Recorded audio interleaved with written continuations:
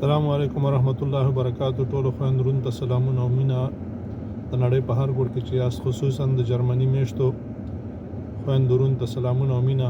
لکه څنګه چې تاسې خبر یاست چې د پاکستان په سند ایالات په کراچۍ کې د صوبایي اسمبلی مخې ته 18 ورځې وشوې چې د علي وزیر او د نورو بندیانو د خوشې کولو چې د درواغو په ایفایرونو کې بندیان دي او داغه مرګونو خلاف چې شوي دي او لا هم روان دي او داغه ظلم او جبر خلاف چې په پښتنه خاوره باندې په لر او بر کې روان دي شوي دي څولېخ کاله او لا هم کېږي، داغه خلاف ستاسې د یووالي ته سخته اړتیا ده.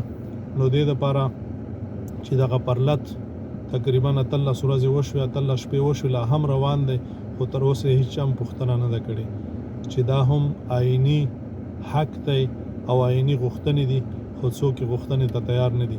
دا دی زمونږ قدر، دا دی زمونږ د اولس هغه قدرونه او هغه حقونه چې مونږ ته راکوي.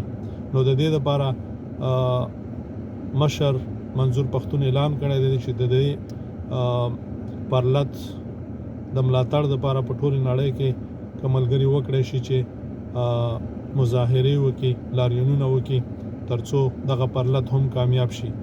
نو د دې په تړاو باندې موږ په جرمني کې د فرانکفورټ په ښار کې د اورګاډي تمځای پاس چې کوم پارکونه دي، ټکسیانو د موټرو پارکونه دي، دې سره به د 5 مارچ په 3 بجې باندې پیل کېږي.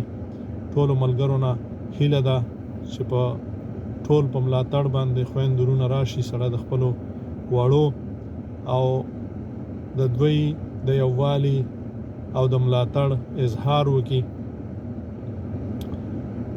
دا ملګري به دلته په 3 بجې باندې سره یو کېږي، یو ځای کېږي، 1 ساعت پورې به خبرې وي او بیا به د 4 بجې د دې ځای نه د پنجاب د سفارت په خوا روانېږي.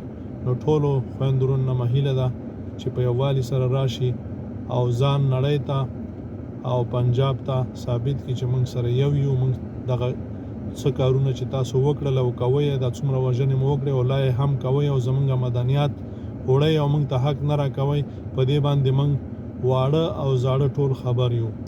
او د نن بعد موږ تاسې نه پرېږدو چې داسې کړنې د پښتنو سره او په پښتنه خاوره باندې وکړي. الله مو ښاد و آباد لره، په یووالي سره راشئ. السلام علیکم ورحمت الله وبرکاتو.